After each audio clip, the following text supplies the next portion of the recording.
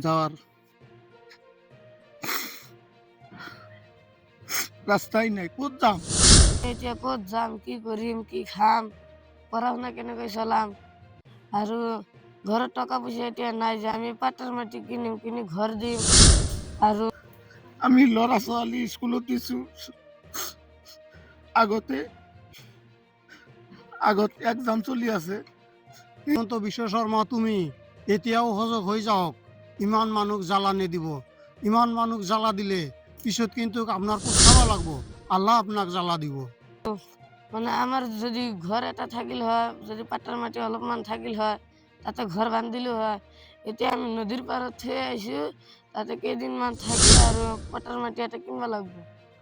গুৱাহাটীত যাই ঘৰ ভাড়া থাকিম, হাজিৰা কৰি খাব লাগব। ইয়াৰ বাহিৰত আৰু আমাৰ কোনো একো কাম নাই। নমস্কাৰ, আপোনালোকে চাবলৈ আৰম্ভ কৰিছে জনতাৰ মঞ্চ। সত্যৰ সন্ধানত জনতাৰ সৈতে জনতাৰ মঞ্চ। আমি সদায় চেষ্টা কৰি আহিছোঁ সত্যসমূহ ৰাইজৰ আগত উপস্থাপন কৰিবলৈ। আৰু বৰ্তমান মই উপস্থিত আছোঁ গোৱালপাৰা জিলাৰ সোণাপুৰৰ যি দহিকটা বনাঞ্চলত যি উচ্ছেদৰ জাননী প্ৰকাশ কৰিছে, আৰু মই বৰ্তমান সেই অঞ্চলত উপস্থিত আছোঁ। আৰু মই দেখুৱাব বিচাৰিম যে এই অঞ্চলসমূহত মানুহৰ বৰ্তমান কেনেকুৱা অৱস্থাত আছে। ইতিমধ্যে অসমৰ মুখ্যমন্ত্ৰীগৰাকীয়ে ফেচবুকৰ লাইভৰ জৰিয়তে কৈছে, যেতিয়ালৈকে মই মুখ্যমন্ত্ৰী থাকোঁ মিয়া মুছলমান মানুহে শান্তিত থাকিব নোৱাৰিব। আচলতে সেইবাবে কি ইয়াতে উচ্ছেদৰ জাননী দিয়া হৈছে নেকি, এনেকুৱা ধৰণৰ প্ৰশ্ন এতিয়া ৰাইজৰ মাজত সৃষ্টি হৈছে। মোৰ সহযোগী কেমেৰা পাৰ্চনে দেখুৱাব আচলতে ইয়াৰ পৰিৱেশটো। যিহেতু ইতিমধ্যে 9 আৰু 10 তাৰিখে গোৱালপাৰা জিলা প্ৰশাসনে উচ্ছেদ অভিযান চলাব, আৰু সেইবাবে মানুহসমূহ ইতিমধ্যে 15 দিনৰ সময়সীমা বান্ধি দি উচ্ছেদৰ জাননী প্ৰকাশ কৰা হৈছিল। আৰু সেই অনুপাতে মানুহসমূহ নিজৰ ঘৰসমূহ বিনষ্ট হ'বৰ কাৰণে নিজৰ সম্পূৰ্ণ ঘৰখন প্ৰশাসনে বুলডোজাৰে ভাঙি চুৰমাৰ কৰিব, তাৰ ভয়ত নিজৰ ঘৰসমূহ নিজে নিজে এতিয়া ভাঙিবলৈ বাধ্য হৈছে। ইতিমধ্যে ইয়াতে কিছুমান ইয়াৰে স্থানীয় মানুহ আছে, কিছুমান ভুক্তভোগী মানুহ আছে। আমি তেখেতৰ পৰা কিছু কথা জানিবলৈ চেষ্টা কৰিম। দাদা, আপোনাৰ ওচৰলৈ আহিছোঁ। আপোনাৰ ঘৰটো কোনটো আছিল? আমাৰ ঘৰটো সেইটোৱে আছিল আগত। এই অৰিজিনেল ক'ত আছিল? 26 নং উজিৰ ওচৰৰ আমি ডুবাপাৰাৰ পিছফালে। আচ্ছা, এই নদীয়ে ভাঙি লোৱাৰ পিছত তাৰপিছত আমি ইয়াতে আহিছোঁ। ইয়াতে আহি পেলাই তাও আজি প্ৰায় 15-20 বছৰৰ বেছি হৈ গ'ল। আৰু মই সৰুৰে ইয়াতে গোৱালপাৰা ডিষ্ট্ৰিক্টৰ মানুহ, আমি পঞ্চায়তৰ। আচ্ছা, আমি সৰুৰে দেখা নাই যে ইয়াতে বন অঞ্চল আছে। সেইটো তাৰমানে ভুৱা বনাইছে। বন অঞ্চল ইয়াতে কোনো জাগাই নাই। তো মই এটাই কৈছোঁ যে ইয়াতে বন অঞ্চলৰ ক'ত পিলাৰ গাৰা আছিল 100 বছৰ আগৰ, বা ক'ত ঘৰ আছিল, সেইবিলাক আমাক দেখালে মনত আমাৰ পিতৃ আইলনি। কিন্তু সেইবিলাকতো একো নাই। সেইটো নিজে নিজে ৰাজনীতি কৰি সেই বন অঞ্চল বনাইছে, আমি সেইটাইহে জানো। সেইকাৰণে তাক কৈ আছোঁ যে হিমন্ত বিশ্ব শৰ্মা, তুমি এতিয়াও সজাগ হৈ যাওক। ইমান মানুহ জ্বালা নিদিব। ইমান মানুহ জ্বালা দিলে পিছত কিন্তু আপনার পস্তাব লাগব। আল্লাহ আপনাক জ্বালা দিব।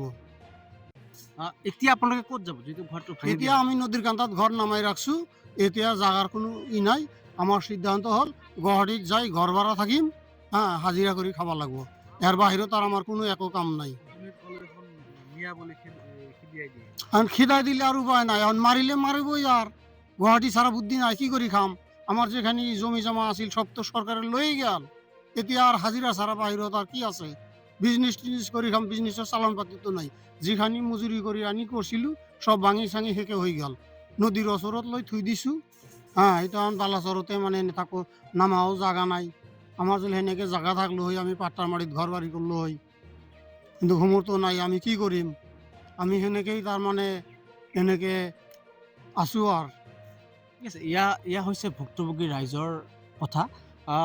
মই তুমি এইফালে আহিবা অলপমান। তোমাৰ নামটো কি আছিলে? মোৰ নাম আছাদ আলী। তুমি স্কুলত পঢ়ি আছা? পঢ়ি আছোঁ, কোন ক্লাছত পঢ়া তুমি? ক্লাছ 9। নাইনত পাইছা? তোমাৰ ঘৰটো ইয়াতে আছিলে? ইয়াত নাছিলে, আমাৰ ঘৰ সেইপিনে। সেইপিনে ভাঙিছে? ভাঙিছে। তো এতিয়া তুমি ক'ত যাবা? তোমাৰ পঢ়া শুনা কি হ'ব? এতিয়া পঢ়া শুনা অলপ বেয়া হ'ব নেকি, মানে আমি এতিয়া ক'ত যাম, কি কৰিম, কি খাম, পঢ়া শুনা কেনেকৈ চলাম আৰু ঘৰত টকা পইচা এতিয়া নাই যে আমি পাটৰ মাটি কিনিম, কিনি ঘৰ দিম আৰু মানে আমাৰ যদি ঘৰ এটা থাকিল হয়, যদি পাটৰ মাটি অলপমান থাকিল হয়, তাতে ঘৰ বান্ধিলো হয়। এতিয়া আমি নদীৰ পাৰত থৈ আহিছোঁ, তাতে কেইদিনমান থাকি আৰু পাটৰ মাটি এটা কিনিব লাগব। এগৰাকী শিশুৰ ভাষ্য, ক্লাছ 9ত পঢ়ে। তেওঁ এতিয়া ক'ত যাব, কেনেকৈ পঢ়িব? ঘৰত জমা পুঁজিও নাই যে তেখেতসকলে অন্য ক'ৰবাত পাত্তা মাৰি কেমেৰা পাৰ্চনে দেখুৱাব যে আচলতে কেনেকৈ নিজৰ ঘৰসমূহ নিজেই ভাঙিছে। এটা সময় গোটেই জীৱনৰ যি উপাৰ্জন আছিলে সেই উপাৰ্জনৰ ধনেৰে আচলতে এনেকৈ এখন ঘৰ নিৰ্মাণ কৰিছিলে। আজিৰ পৰা তেখেতসকলে 20 বছৰ 30 বছৰ আগতে ইয়াতে ঘৰ বান্ধিছিল আৰু এতিয়া হঠাতেই উচ্ছেদৰ জাননী প্ৰকাশ কৰাইছে। আচলতে ৰাজনৈতিক দলসমূহে এই মানুহসমূহক লৈ ৰাজনীতি কৰে নেকি? যদি কংগ্ৰেছে ইয়াতে বহুৱাইছে এতিয়া আকৌ বিজেপি চৰকাৰে ভাগিবলৈ লৈছে। আচলতে মানুহখিনিক মানুহৰ জীৱনৰ সাধাৰণ জীৱনৰ যি খাটি খোৱা মানুহসমূহ এই মানুহসমূহক লৈ আচলতে কেনেধৰণে ৰাজনীতি কৰা হৈ আছে ইয়াৰ আপোনালোকে নিশ্চয় অৱগত। আপোনাৰ ঘৰটো ক'ত আছিলে? ইয়াতে আছে এই ঘৰটো ভাঙিলে ভাঙিলে আপোনালোক নিজে ভাঙি ল'লে এতিয়া? নিজে ভাঙিছো। এতিয়া ক'ত যাব আপোনালোক? এখন যাওয়ার রাস্তাই নাই, কোথ যাম? যাওয়ার কোনো বিকল্প রাস্তা নাই। আমি হাজিরা করি, আমি ল'ৰা ছোৱালী স্কুলত দিছো। আগত এক্সাম চলি আছে, এই এক্সামতো পিছফালে দিছে। এতিয়া লাইফ টাইম ভ্যান, ল'ৰা ছোৱালী যাম, ক'ত যাব, ক'ত খাব?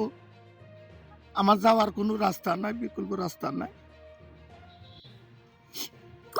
আপুনি এনে কি উপাৰ্জন কৰিছিলে? কি কাম কৰিছিলে? আমি এনে মাছ বিক্ৰি কৰো, গাঁৱত ঘূৰি ঘূৰি মাছ বিক্ৰি কৰো। আপোনাৰ অন ক'ৰবাত মাটি আছে নহয় থাকিবলৈ? নাই, কোনো মাটি চাটি নাই। আমি চৰত আছিলো আগতে। নদী ভাঙা নদী ভাঙাৰ পিছত আমি ইয়াতে মানে ঘৰ হাজিৰা মাজিৰা কৰো কৰি নাই ইয়াতে মানে ইয়াতে মাটিখিনি ৰাখছো। এতিয়া ক'ত যাম? চৰকাৰৰ কাছত এটাই আমাৰ অনুৰোধ, আমাৰ যে পুনঃস্থান দিব লাগে, পুনঃস্থান দিব লাগে। ক'ত যাম? যাওয়ার কোনো রাস্তা নাই।